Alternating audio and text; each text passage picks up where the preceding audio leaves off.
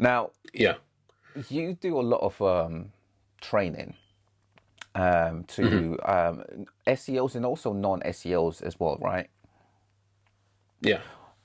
What level of knowledge would you say a non-SEO needs to have? Let's say someone from a Interesting. marketing Mm. director upwards, they value SEO, they've invested in SEO, Hmm. so they're completely committed to it, but they do not want to, they're still slightly, they find it slightly daunting because they don't want to spend their time learning SEO, but they are Mm. aware that they need a certain level of awareness.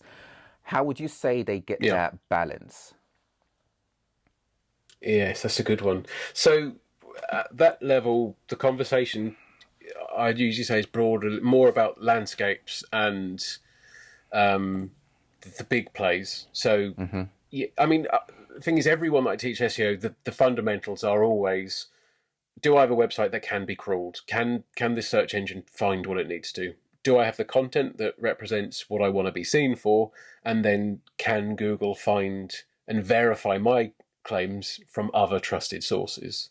And I Hmm. think you kind of got to teach that pretty much universally, because then if you're going to report back any kind of problem, you can relate it to one of those core principles. So you only really need to tell that person three things and say, look, is it a content problem? Is it a technical problem? Or is it a link reputational problem? Broad. Hmm. Now, obviously, I'm painting really, really broad strokes here, but you can usually relate the things back to that. I think with Hmm. when it's direct level, I think the key one then is to say, well, what's your market? How visible are these people?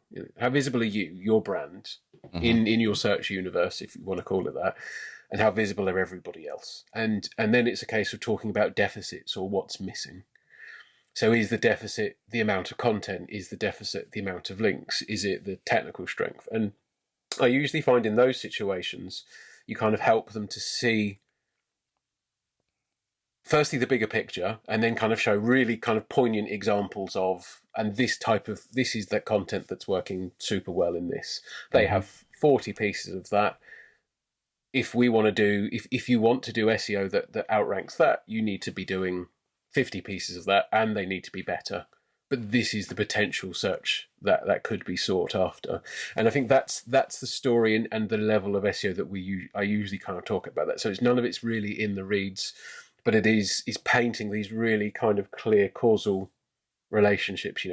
If you do lots of great content, it gets indexed and other people reference and link to it, it will succeed and get traffic. Or the inverse of that is, Mm. if you want to cut that entire section of content off the website, that's fine, it's your decision, but you will be losing X thousand clicks and X thousand revenue, whatever that looks like. And I think that's the way we do it there. I mean, a lot of the training I also do sort of at that level is about, like, what staff do I need, and how are we kind of positioning it. So actually, Hmm. what does that skills makeup look like? And that's a really interesting one as well, because the biggest question that I get asked is, do I need a specialist? Like, really? Like, all of these people sound really expensive and hard to come by, and Yeah. I'm not sure I want to deal with that. And the kind of the argument, the response to that is, well, what do you want to get from it? Like, depends on the business and what your model is. But if you want to do really well at this and stay ahead, and you have lots of big complicated websites, then you kind of can't avoid it. If SEO is but a small part of your overarching strategy, then maybe you can do it with freelance or contracts just to fill those gaps when they're Mm. needed. Or if you just need an agency to power your content strategy, then that's kind of the point. But yeah, I don't find many directors who really want to know enough how to do it themselves. I think the other thing they also like is the ability to call out BS. Yeah. So it's kind of like, just teach them enough to understand these are the fundamentals, and if you're Hmm. hearing these messages, then that doesn't sound good. Guaranteed results. It'll be there in 2 weeks. Um, or no, of course we're going to buy those blogs, and of course it's going to work. It doesn't matter if you don't like the blogs. Google likes the blogs. It's those, just sort of teaching them some of those like SEO tropes and that Yeah. snake oil salesmanship that to be fair, people are getting better at. I think the overall level of knowledge in the industry is a lot better. And I think the other thing is, a lot of the marketing directors that I'm speaking to, a lot of them actually have SEO backgrounds. Yeah.